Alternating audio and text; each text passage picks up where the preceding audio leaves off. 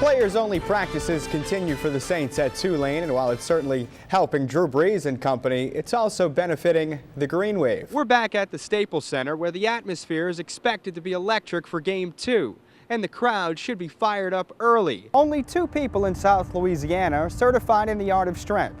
Milan is one. A week ago, he was a putt away from winning the Players' Championship, but LSU product David Toms lost in a playoff. No playoff needed this weekend at the Colonial. You won't find the Hornets here on Rodeo Drive, at least not tonight. They're busy preparing for Game 2 against the Lakers. Mardi Gras in Metairie is all about the family. We brought along the Ennis family, my beautiful wife, Camille, our son Reese, who's 2.5, not happy, and baby Mia, who's 1. Say, it's my first Mardi Gras. It was do or die for the Hornets tonight at Game 6 against the Lakers, and let's just say there will not be a Game 7 in LA. For more on the Saints draft, we bring in, who else? Mike Detillier. You ever type something on Twitter and say, you know what, maybe I shouldn't hit send on this one? I guess that's a lot of the time. The Z's are set to make their home debut. We're live at Zephyr Field, where it's the home opener tonight against the Round Rock Express. Game 1 looked like a scene out of a movie. The 7th-seeded Hornets, playing without leading scorer David West, slayed Kobe and the Lakers thanks to a big-time performance from their big men. If the players get that injunction to block the lockout, would business continue in the NFL as far as free agency and OTAs? Who that? Who that? Who that? Who that? Hey, who that? Who that? Before he chanted "Who dat?", Anthony Hargrove had to discover who he really was. Who am I? Let me tell you. Born in Brooklyn, New York, Kings County. Mama's name, Rosalie Hargrove. Rest in peace. Lost her when I was 9 to an age-related illness. Bounced around from foster care to foster care from the ages of 6 to 10. I've seen drug dealers throw women off buildings. I've snorted cocaine from sunrise to sunset. Cocaine had me in such a grip, I didn't even want to go to work. I was in denial. Didn't even know I was lying. Lord God, I know I'm a sinner, but thank you so much for turning me into a saint. Becoming a Saint has been quite a ride for Anthony LaRon Hargrove. Drafted by the Rams in 2004, he was traded to the Bills in 2006 after an unexplained 2-day absence. Somehow I ended up going out, and it led me, to being up all night, snorting cocaine in someone's basement. And you would think at some point, you'd be like, you gotta get up and go to work.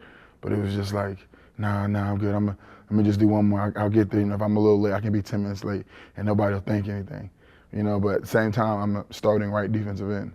How am I not gonna be missed? Hargrove missed the first 4 games of the 2007 season after being suspended for violating the NFL substance abuse policy. He then failed another drug test. Due to past violations, Hargrove was then suspended for the entire 2008 season. This is an opportunity for me just to go and party. I'm like, well, now I ain't got to worry about, piss man knocking at my door.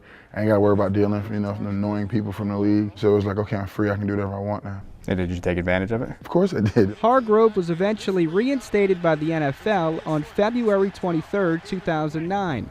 He then signed with the Saints in May and resurrected his career under defensive coordinator Greg Williams. He recovered a fumble for a touchdown against the Panthers, sealing the Saints' 8th win of their dream season. I'm in debt to them, because they took an opportunity, which most people wouldn't have done. This guy's gone through a lot. He's been down a lot of bad roads, okay? But he's done a lot also to correct that. The society we live in, people like myself, addicts and alcoholics, we're kind of condemned. We're put over there to the wayside. Nobody really wants to deal with us, and they saw something different. Hargrove doesn't shy away from his troubled past. In fact, he shares it in hopes of changing someone's life. After the Super Bowl, he even traveled to Africa to share his story.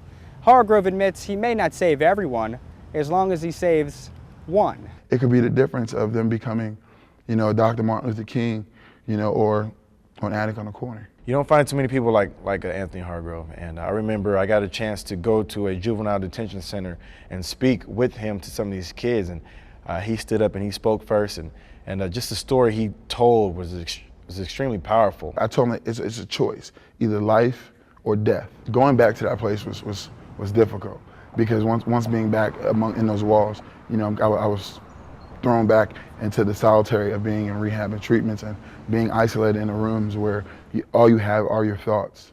And a lot of these kids, it's their thoughts that have them stuck. And basically my message was, you gotta clear those thoughts out your head. If you want to get out of here, you have to really think yourself into good purpose. While Hargrove continues to share his story, he's still living his own. He's also making an impact on his teammates. I think he has multiple personalities. No one really got popping today. Oh, it's a beautiful place, man. One day he's, calm, cool, and relaxed, and another day he'll come in and he's just as crazy. Who that? And psycho. It's all season. And talkative and loud and yelling. Kill him, man. Let's go. But you know what? At the end of the day, we know that's Hargrove, and we take it for what it is, but we enjoy it at the same time. I'm just glad he's on my side. I'll just say that. It's like feeling the moment, what I need to be that day for that team or for somebody that needs an ear. Not only am I just a football player, but I love those guys in there, man. When the Saints marched to Miami for Super Bowl 44, Hargrove was returning to a city where he spent the previous year in rehab. 10 months of soul searching at Transitions Recovery Program in North Miami Beach. Going back there, on those terms, was truly blessing of God. It was His grace, His mercy, and just for me, just really showing me, okay, you can do it, And not only am I'm gonna show you, I'm gonna take you to where it all started. I'm gonna just bring you right back. Just 8 miles away from the rehab center, Hargrove capped off his comeback as a Super Bowl champion. I remember telling him in the Super Bowl, that look where you were at, a year ago, and now to where you have gotten today, and it's something you should be proud of. It's crazy because when Reggie came up and said it to me, it brought tears to my eyes. I wish I could just kind of relive it all again, but then I'd be missing out on the things to come. Saints are just sinners who fall down and get back up. I love being a Saint.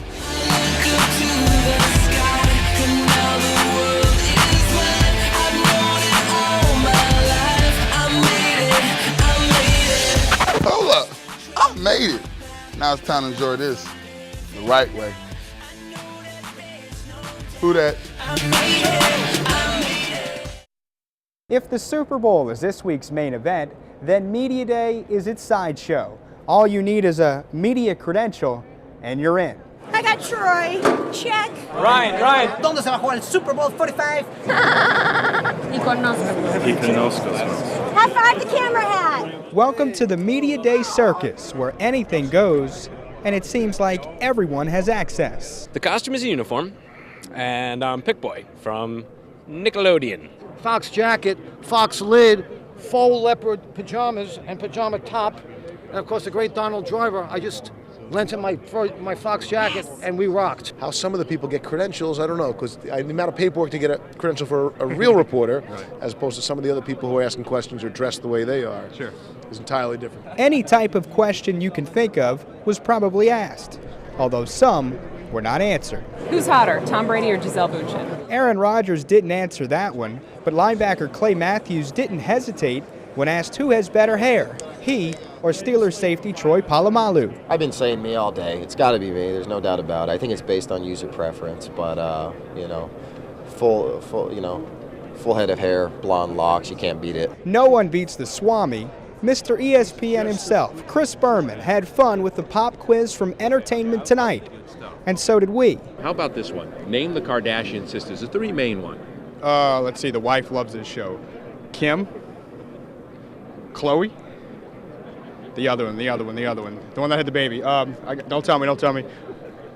Courtney. Woo! You're scaring me here. 2 for 2. No, that was a really weak 2. Kevin Frazier used to be a sports reporter. He's now an entertainment reporter, working Super Bowl Media Day alongside supermodel turned actress Brooklyn Decker. Here's the thing. That's Andy Roddick's wife. Okay, so I mean, it's great hanging with Brooklyn. She is really cool.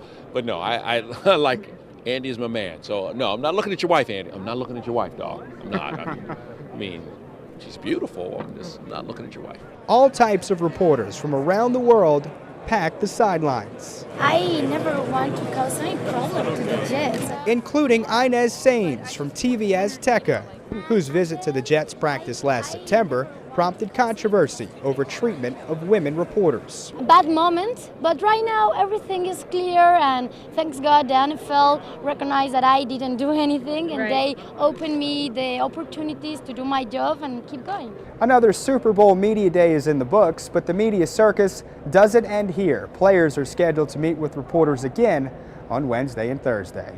At Super Bowl Media Day at Cowboy Stadium, Rob Ennis, Fox 8 Sports.